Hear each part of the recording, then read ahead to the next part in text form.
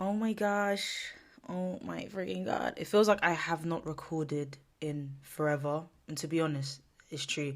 I've had a lot of pre recorded episodes. So bear with me. Bear with me. For those that are new here, hi, my name is Sade the Storyteller, aka the baddest, aka the baddest. And what about it? What about it? What about it? Okay. What about it? And yeah, welcome to the podcast. On this podcast, I talk about, mental health. I do storytelling. I yap a lot. And I'm a big mental health advocate and I just want to teach people how to cope without doing the unthinkable. So do bear with me because this is it's like a video diary for me to cope as well because I am someone that does suffer with depression, unfortunately. I do have anxiety. So it's something that I'm managing and coping. So if you're new, welcome. And I'm happy that you're here. And I'm happy that you've chosen my podcast to listen to. So please stay a while. Please. Please stay. Please stay. You staying? I know that's right. You staying. You staying. Okay, period. Okay, period. Sorry, my bad. I'm losing my brain a bit. But yeah, welcome. On today's episode, I wanted to talk about attachment styles and how they show up in relationships. So I hope you guys enjoyed this episode and let's get right into it. Have you ever wondered why you show up the way you do in your relationship? Maybe you're a little too clingy, anxious. Maybe you're the complete opposite and crave space. Either way, there's reasons behind it and I'm here to break it down. So let's get into it. So let's start with the basics. Attachment styles are patterns of how we connect with others, especially in close relationships. They develop in our childhood based on how our caregivers respond to our emotional needs. They usually follow us into adulthood, unfortunately.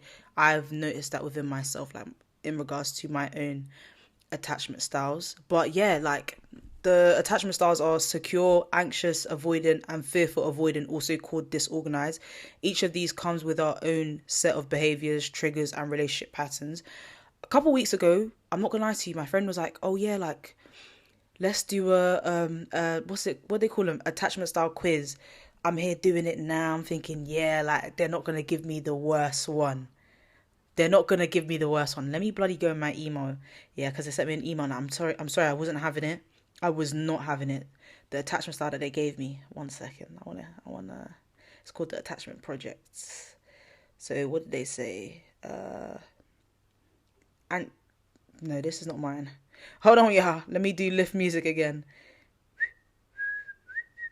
Yeah, it said my one is anxious preoccupied. And when I read the symptoms of it, I'm not gonna lie to you, I wasn't fucking with it at all. I was just like, "Ho, is you cool about anxious, preoccupied? Ho, is you cool and is you cool?" I just wasn't I didn't like it. It got me really overthinking and frustrated and stuff. And I was just like, no. I didn't like it. How are you telling me that? But then again, I'm not going to believe in these tests. They're just tests. Because some of the questions that they were asking me was relating to your mother and your father. And because my father hasn't played a massive role in my life, I just feel like some of the questions were void. So I couldn't answer them properly. And there was other questions as well. I just felt like I couldn't answer properly. So when you're giving me that, y'all get back. I wasn't fucking with that one, but I feel like I can you know give you an insight of the type of attachment style I did have in my previous relationship, and I would say it's an anxious attachment style. English attached. Hey DJ, wait 1 second. Wait 1 second. My gosh. Yes, I can admit I had a anxious attachment style, and I only realized this a couple days ago, and I was just like, I never really questioned it, but then when I actually sat down with myself, I was just like, what the hell? So I wanted to share a story with you guys just to give you an insight of how I, acknowledged my attachment style. So when I was in my last relationship, I started to notice something about myself because we spent a lot of time together. I got really used to always being around him, and when we weren't together for too long, even just for a week, it would genuinely make me feel uncomfortable, and I didn't like being apart for too long. And when he couldn't come to see me for whatever reason, it could have been work, it could have been whatever, I'd get very frustrated. Not because I didn't understand, but because I really wanted, in what I really wanted in those moments was his comfort. Like when I was upset, he was my solution. His hugs, his presence, it made everything feel better. He was kind of like my safe haven. But what hit me the most after the relationship is just like how dependent I was on him. Like emotionally, I didn't really know how to comfort myself anymore without him. Then that's when I started to understand my attachment style. And for me, it leaned towards anxious. So since then, I've really had to unlearn that dependency. So when I tell you, when I got out of that relationship, it took me like forever. Like I felt I couldn't sleep properly. It's crazy because even when he would stay over my house, sleepover, sorry, like I would always be on his chest, and that's the only way I felt safe and I could fall asleep. So imagine having that and then now not having, it's like a favorite teddy bear. Like imagine not having that teddy bear and now all of a sudden it's like this is foreign. Like how am I meant to sleep, or how am I meant to have that person that's going to be there to make it all feel better? It's like when you fall over and you get a scab and you stick a plaster on it, it makes it all feel better. Do you get what I mean? So I've been working on self-soothing myself and sitting with my feelings and not immediately reaching for someone else to fix it for me.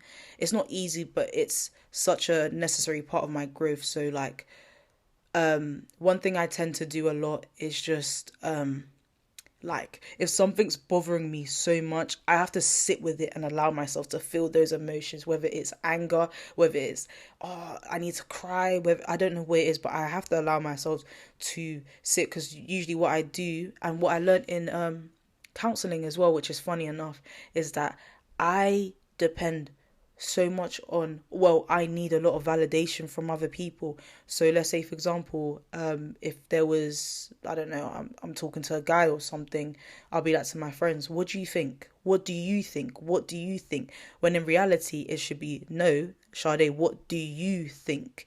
So it's like I always need some sort of validation to make it, or it's like I needed the green light, I needed the go ahead, like no, you got the green light, you can do it. Like why did I need someone else's approval for me to feel content and be like, because they said yes, it's okay for me to do it, when it's like I don't trust myself in a way. So that's something that I've unlearned, and it's like, Sharon, follow your, yes, Sade, Sharon, get over it. Sharon, follow your heart and like trust yourself enough to make the right decision for yourself. When you're so used to always needing the reassurance and validation, I think sometimes it can become unhealthy. It's like you can't think for yourself. So even acknowledging that as an individual just shows my growth. Thank you for counseling, because it's been helping me, and I feel like that experience taught me so much about myself. I wasn't just clingy or too emotional like I used to think. It was deeper than that. It was my attachment style showing up loud and clear. And once I could name it an anxious attachment, I could start working on it instead of feeling confused or ashamed. And that's the thing about attachment styles, that they're not labels to box ourselves in, but tools to help us understand why we act the way we do in relationships. Whether you're like me, lean, anxious, or maybe you're more avoidant or tend to pull away when things get intense, it all comes from somewhere. And the more awareness we have, the more power we have to shift those patterns. So I wanted to do a quick breakdown of the attachment styles. So let's begin with secure. These folks are the unicorns of the dating world. They're comfortable with intimacy. They communicate well. They don't freak out when things go a little sideways. Basically, they've got healthy emotional toolkits. Anxious. Now, these are the ride or dies, but also the overthinkers. They tend to worry a lot about how their partner feels and often seek constant reassurance. This style usually stems from inconsistent caregiving. Sometimes emotional needs were met, sometimes they weren't. Avoidant. Avoidant, these, sorry, one second, these value independence a lot. They may seem emotionally distant, or even a little cold, not because they don't care, but because closeness can feel overwhelming and threatening. Usually they learned early on that they had to rely on themselves emotionally. And fearful avoidant, This one's a bit of a roller coaster. Not gonna lie. It's a sorry. I need to stop saying that. It's like having both anxious and avoidant traits. People with this style often crave intimacy, but also fear it at the same time. It's rooted in trauma and inconsistent caregiving. So the real question is, can attachment style change? And the good news is, yes, they can change. Attachment isn't set in stone. Through self-awareness, therapy, healthy relationships, and doing the work, we can move forward. We can move forward. We can move towards secure attachment styles. It's also about understanding your patterns and responding with intention rather than reaction. So I think that's really important when it comes to learning new things about yourself, well, myself as well. And yeah, I feel like, yeah, guys, I'm not gonna lie to you, when it comes to therapy and when it comes to counseling, I do think it's important, because as you get older, I literally saw someone on TikTok and they were like, rather than complaining about your problems and stuff, actually reach out and get the help. Like, it's not so hard to ask for help. I really don't think it's hard to ask for help. Like, come on, like, we're getting older. You don't want this to hinder your growth or have an impact on how you parent and how you socialize and how you know, love someone in your relationship. I do think it's important to start now. It's never too late to start working on yourself, even with working out or like different things. Like, it's never too late to start that passion. It's never too late to work out. It's never too late to do what you need to do. But at the end of the day, no one else can push you but you. So the saying that I say is like, why do you want people to feel sorry for yourself? Like, why? Like, no, you shouldn't want other people to feel sorry for you. Like, I'm sorry, that's just how I feel. Like, this is your life. Whatever you do now has an impact of how your life will look in the next couple years. So if you choose not to do anything about it, then that's on you. If you choose to do something about it, then congratulations, I'm proud of you. At the end of the day, like acknowledge the things that need to change within your life to be a better person. I don't think it's hard to be a better person. Some people don't know where to start, and I feel like the first place you need to start is looking at yourself in a mirror and actually deepen it. I want you to go in your head and like actually deep what you need to change about yourself. And let me tell you something, counseling has been helping me acknowledge certain things about myself that I wouldn't necessarily say out loud. Like, I literally had a counselling session just before I recorded this. I'm not gonna lie, and I did get a bit emotional because obviously we're opening doors that I'm trying my best to close. And I just said, he was like, you hold a lot of resentment, and I'm like, you know what? I know I do, but it's something that I'm trying to be content with, especially when someone's done you so wrong. It's like, I have to force myself to be content, because I do believe having so much resentment is really not good for you spiritually. So in order for me to have a clear mind, clear psyche, clear conscience, whatever, it's something I need to acknowledge. Be like, okay, look, this actually happened to you, but it doesn't define you. There's no hindrance. It's not going to hinder you in Jesus' name. It's never going to hinder you. Like, you're okay. It's okay to have down days, and it's okay to have, not so happy days. Like, we're all human. We're not robots. Like, we're not going to be happy all the time. Yeah, if you see that person that's always happy, you just don't know what they're going through. It's just all a facade, So I just feel like you do need to kind of give yourself grace, but also make space for improvement and wanting to be better. Like I said, it all starts with you. So if you're like me, reading about attachment styles and can feel like someone just read your diary out loud, but the cool part is it gives us language to understand ourselves better, and that's the first step of healing and growing.